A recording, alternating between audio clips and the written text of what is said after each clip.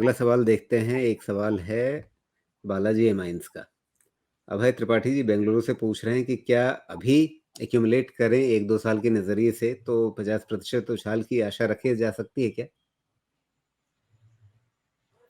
त्रिपाठी जी क्या सोच के आप कर रहे हैं? इसका ट्रेंड बहुत खराब है, तो अभी बिल्कुल हाथ लगाने की जरूरत नहीं है इसमें। एकदम जितना दूरी बना के रख सकते हैं उतना दूरी बना के रखिए।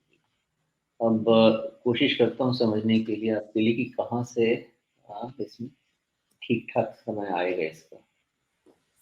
ओके, पहली चीज, इसका जो टॉप है ना 2600 का, जब तक इसके पैर इसके ऊपर क्लोज होना शुरू नहीं करते इसको इवैल्यूएट करने की कोई जरूरत नहीं है। ओके, क्यों जरूरत नहीं है? बिकॉज बहुत पॉसिबिलिटी है ये जो 2400 चल रहा है, ये 1800 2000 ये सब कुछ एक बार दिखा के ही अपना ये कंप्लीट हिट निकालेगा। बहुत पॉसिबिलिटी है। मैं इसका कुछ नहीं कह रहा कि ऐसा हो ही जाएगा, इस चीज को ध्यान रखिएगा। ओके, कहना ये चाह रहा हूँ कि अभी यहाँ पे कोई भी ऐसा डेटा पॉइंट नहीं है जिसके बेसिस पे ये कहा जा सके कि इसको खरीदना शुरू किया जाए। खरीदना शुरू करने के लिए आप ये कह सकते हैं कि वैल्यूएशन फेवरेबल है। ओके, वैल्यूएशन देखने के लिए भी हमें देखना पड़ेगा कि कितने टाइम फ्रेम के हिसाब से फेवरेबल है। एक समय इसका जो एवरेज होता था वो 12-14 के आसपास ट्रेलिंग मल्टीपल इसको मिलता था। हाई क्यों मिलने लगा? बिकॉज चाइना से भी काफी सारे बिजनेसेस हमारे पास आने के उम्मीद होने लगी।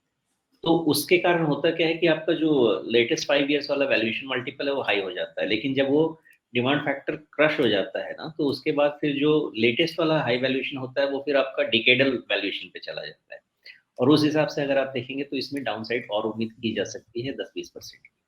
तो मैं ये नहीं कह रहा हूँ कि 10-20% का डाउनसाइड आ जाएगा, मैं ये कह रहा हूँ कि अभी इसमें वेट एंड वॉच तब तक करना चाहिए जब तक ये सेक्टर वापस फिर से फोकस में नहीं है। मैंने पहले भी एक्सप्लेन किया था। अब प्रॉब्लम इस सेक्टर में न सेल्स की थी न मार्जिन की थी। प्रॉब्लम इस सेक्टर में अब डिमांड की थी। तो इस सेक्टर ने क्या फैक्टर किया है? वैल्यूएशन वाली चीजें जो है सेक्टर में फैक्टर थे। ये आई थिंक 2-3 हफ्ते पहले समझाया था मैंने, अच्छे से इसको समझने की कोशिश की। अब यहाँ से हमें स्टैब्लिश करना है कि सेक्टर में डिमांड रिवाइवल होता है कि नहीं। अभी डिमांड रिवाइवल नहीं है, वो आप देख सकते हैं। तो जब तक डिमांड रिवाइवल नहीं हो जाएगा इस सेक्टर में एंट्री नहीं करना है। बिकॉज ये सेक्टर ऐसा नहीं है कि डिकेडल सेक्टर है। ये सब सेक्टर आएगा, एक साइकिल आएगा, बना के पैसा दे के चला जाएगा। तो उस हिसाब से मैं अभी फिलहाल इस पे इस सिचुएशन में नहीं हूँ कि डिमांड स्टैब्लिश कर पाऊँ, ना ही इसका स्ट्रक्चर फेवरेबल है। तो पहली चीज की आराम से रिजल्ट देख लीजिए। शायद रिजल्ट नहीं आया होगा, मुझे लगता है कि रिजल्ट आया है। तो रिजल्ट तो पहली चीज देख लीजिए, और दूसरी चीज इसको देखिए कि 2600 के ऊपर क्या स्टे करना शुरू करता है, तब जाके कुछ इस पे बातचीत करने का मौका मिलेगा। अदरवाइज अभी भी इसका ब्रेकडाउन स्ट्रक्चर खत्म नहीं हुआ। जी। जब इसमें अभी ब्रेकडाउन चल रहा है तो आप कह रहे हैं 10% नीचे।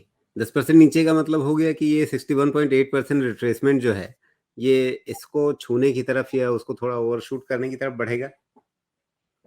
मैंने रिट्रेसमेंट तो नहीं डाला है बिकॉज मैं इसमें दूसरे ही एनालिसिस में चला गया था, लेकिन यहाँ आपने बोला रिट्रेसमेंट मैंने लिए थे हाँ 200 के ठीक, आस-पास जो चला ये।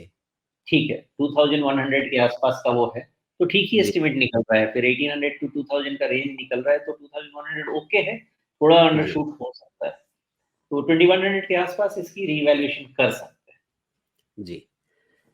लेकिन रिवैल्यूएशन करने के लिए ये देखना होगा कि भई कहीं पे जाके रुक रहा है या नहीं रुक रहा है। अभी तो कहीं रुकता हुआ दिख ही नहीं रहा है। रुके ये थोड़ा ट्रिगर कंसोलिडेट करता हुआ दिखे। इसका ट्रिगर फैक्टर प्राइस नहीं है। जी, इसका ट्रिगर फैक्टर हमें बहुत क्लोजली समझना है। इसका ट्रिगर फैक्टर डिमांड है।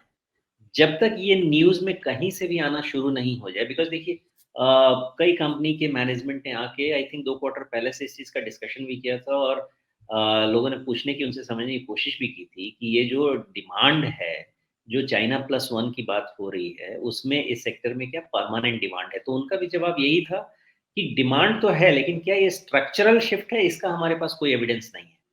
तो अगर स्ट्रक्चरल शिफ्ट इन डिमांड नहीं है तो फिर ये लॉन्ग टर्म सस्टेनेंस का इशू है। तो इसलिए वैल्यूएशन फिर से 10 इयर्स मीडियन पे जाने होंगे, तभी फिर कंफर्ट आएगा स्टॉक्स में।